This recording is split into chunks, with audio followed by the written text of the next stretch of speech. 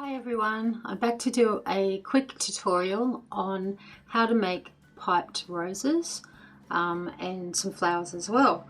So I have quite a small amount of soap mixture made up. It's around a quarter of my normal soap recipe. And I've just got my hard and soft oils melted down. It is a little bit cooler than what I normally soap, but I really don't want the mixture to set up too quickly for me. So I just have my lye solution here without goat's milk this time. So I'm just going to pour that down. Now I don't want to stick blend this very long. I have got my colours and I will show you those in a minute. I'll just get the air bubbles out.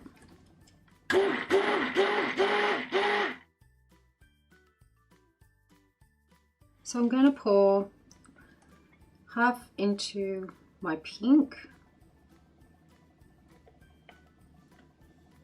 and half into my red.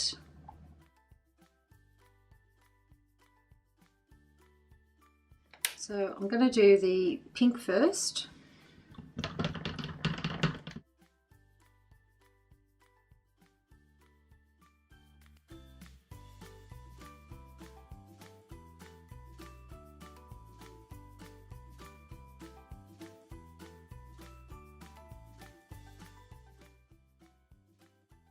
So by stirring your batter instead of blending it, it sometimes loosens it up.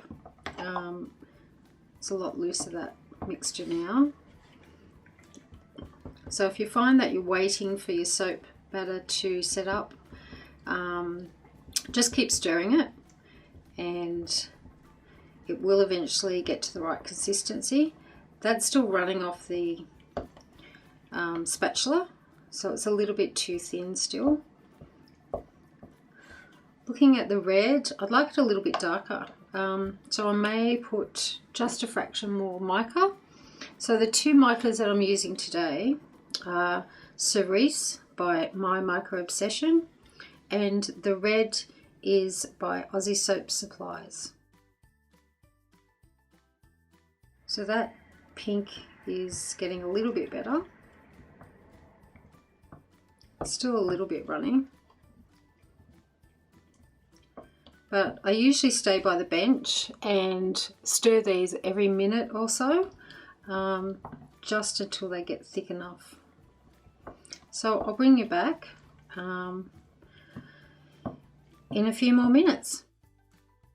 So it's only been about 3 minutes and it's already set up to a consistency that works for piping.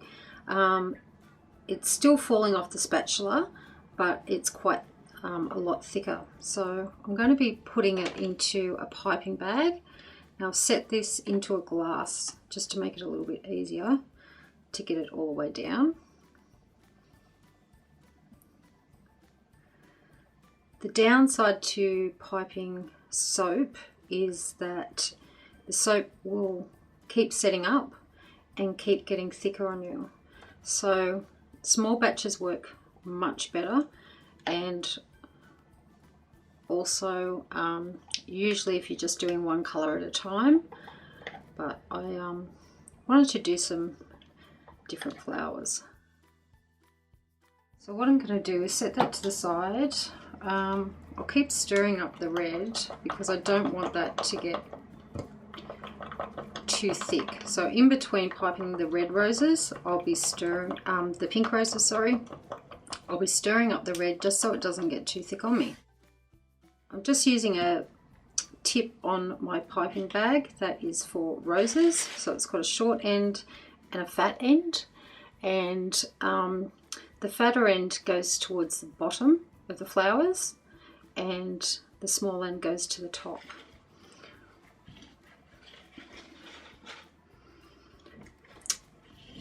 Now I've got a rack and I've got a whole ton of baking paper squares, and I've also got my tulle that I use to put that onto. So you just want to put a small amount of soap on it and pick up one of your papers. I wrap it around my finger like that just to give me enough pressure. I've lined up the top with one of the seams of the piping bag. I just find it a little bit easier to know where I am. The first few might be a little bit wonky because the mixture is still soft. So I'm just going to do a little circle. When it's soft, it's a little bit harder to control than buttercream.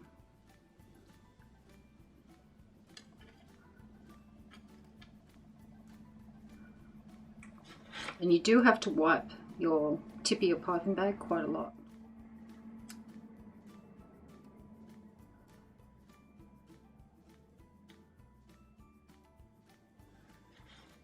And there we go, that's our first rose. As I said, it's a little bit soft, that one. They will get better as the mixture firms up. I'll just stir that red one on there.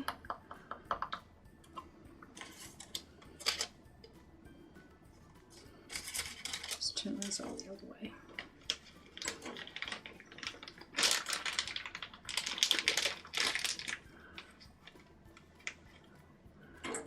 Go.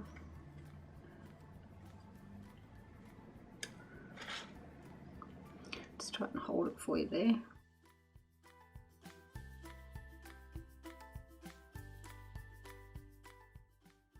There's our second rose. So the mixture's still a little bit running, so I might have to just leave it in the piping bag for another minute, just to let it set up, and I'll be back again in a second.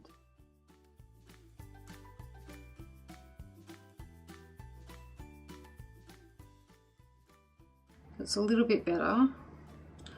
Our next few should come out all right.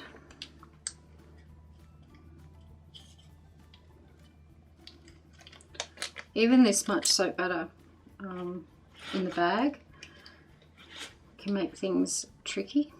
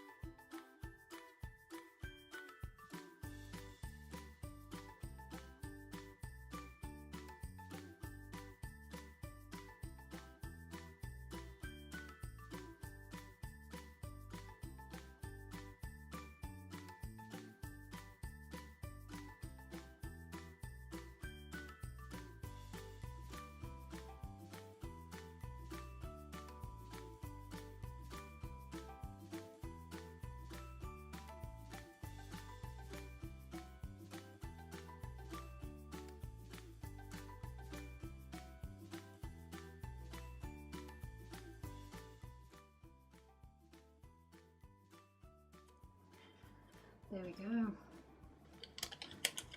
So for this lot of flowers, I'm just going to let them sit for about 12 to 24 hours. I'll give them a light spray with alcohol spray so they don't get any soda ash.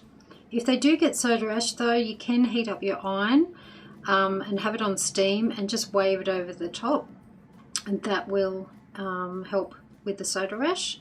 And then I'll be putting these into a sealed container that is lined with a little bit of paper towel, and that will actually help so they don't dry out and become too hard. So I'm just going to sit these to the side and get another sheet to put my next lot on, and hopefully the red will be a little bit firmer and easier to pipe than what the pink has been.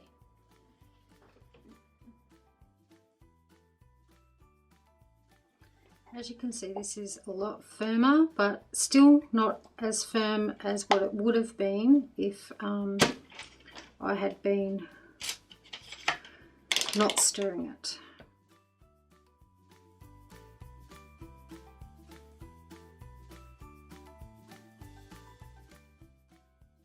Okay. So I have a Wilton 104 tip, which is a slightly bigger petal size than the last one that I had. The only thing with making flowers is you'll find you make a huge amount of mess because you get really stressed that the mixture will set up, and it's just such a fine line between being set up and not being set up. So I'm going to try to do these flowers again.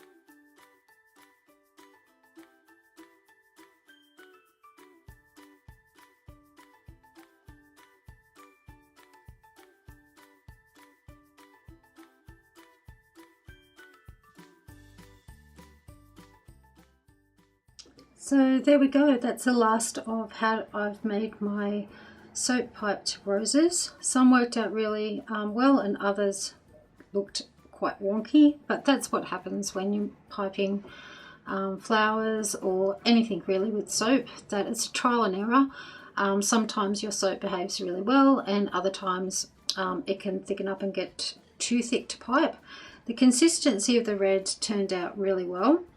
The pink obviously was still a little bit soft, but I can still use most of the flowers, and if I do a soap with some leaves that I've added as well, it might look pretty good. So I've only got enough for one little rose left, and I'll do that now.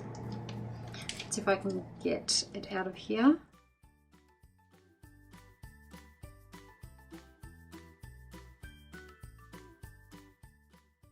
I've really enjoyed making this video on how to make soap roses and some flowers. It didn't work out quite as I had expected, but that's what happens with soap batter when you're piping it instead of piping buttercream, which is far easier because it doesn't set up like soap does. Hopefully I'll see you back for my next video. Thanks for watching. Bye.